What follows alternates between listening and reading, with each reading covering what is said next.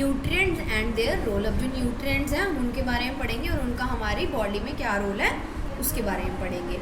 Our food contains different types of nutrients. हमारे खाने के अंदर अलग अलग तरीके के न्यूट्रिएंट्स होते हैं। These nutrients are essential for good health. अब ये जो न्यूट्रिएंट्स होते हैं हमारी अच्छी हेल्थ के लिए बहुत ज़रूरी होते हैं। Sufficient amount of each nutrient is necessary for the growth and the development of our body.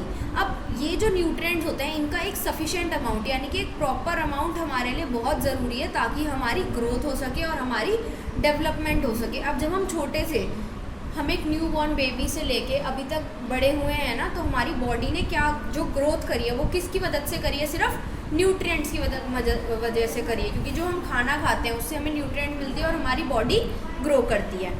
Do all food contain all the nutrients such as carbohydrate, protein and fats? क्या सारे ही जो खाने हैं उसके अंदर ये सारी चीज़ें होती हैं? और ये आंसर गलत है, क्योंकि हर खाने के अंदर अलग अलग न्यूट्रिएंट प्रेजेंट होता है। जैसे पोटैटो के अंदर कार्बोहाइड्रेट्स हो गए, शुगर के अंदर अलग चीज़ हो गई, फ्रूट्स के अंदर वाइटामिन मिनरल्स हो गए, तो ये सारी चीज़ें हमें अलग अलग न्यूट्रिएंट प्रोवाइड करती हैं।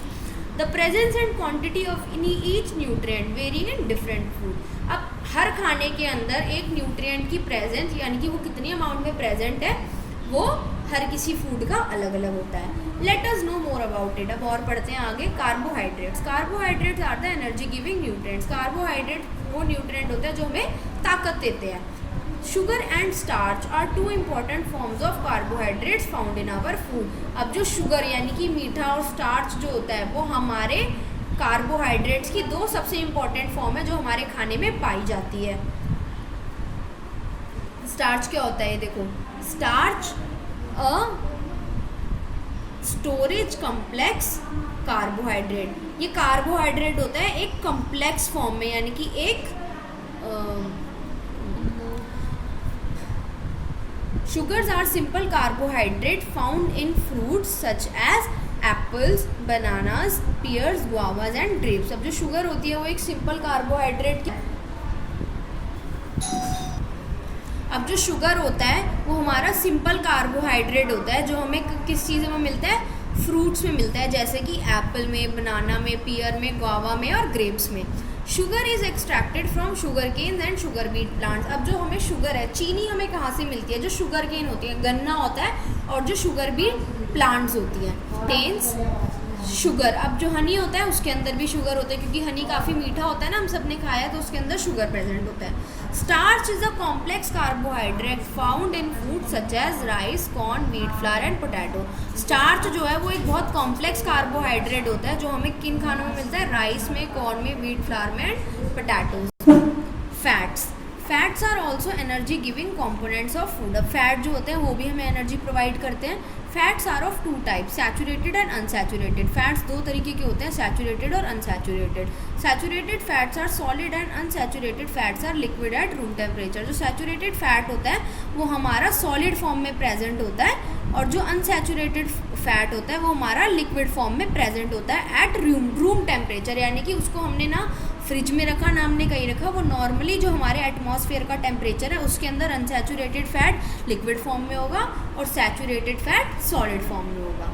घी and butter are saturated fat. Ghee and butter जो है वो हमारा सैचुरेटेड फैट होते हैं, while vegetable oils are unsaturated fat. अब जो वेजिटेबल्स ऑयल होते हैं वो अनसैचुरेटेड फैट होता है। कैसे कि जैसे आप कोकोनट ऑयल को देख लो, रिफाइंड ऑयल को देख लो, वो सारे एकदम ऑयल की तरह ही रहते हैं ना, बिल्कुल लिक्विड फॉर्म में रहते हैं। मम्मा खाना बनाती है तो उसको पहले मेल्ट थोड़ी करती है, लेकिन जो घी और बटर होते हैं वो हमेशा थिक रहते हैं, वो हमेशा सॉलिड फॉर्म में होते हैं रूम टेम्परेचर में भी, तो वो हमारे हो गए saturated fat. Fats provide twice the energy. नहीं, fats are obtained from both plants and animals. Fat हमें दोनों से मिलता है, प्लांट से भी, एनिमल से भी। Fats provide twice the energy as obtained from the same quantity of carbohydrate. अब जो फैट होते हैं हमें दुगनी एनर्जी प्रोवाइड करते हैं जितनी सिर्फ एक कार्बोहाइड्रेट की क्वांटिटी से हमें मिलता है। यानी कि अगर हमें एक चम्मच शुगर लेने से 100 कैलोरीज या मतलब कि 100 कैलोरीज वाली एनर्जी मिल रही है, तो अगर हम एक स्पून या फिर एक स्पून अगर हम घी खाएंगे तो हमें उससे 200 कैलोरीज मिलेगी, यानी कि उसकी दुगना मिलेगी।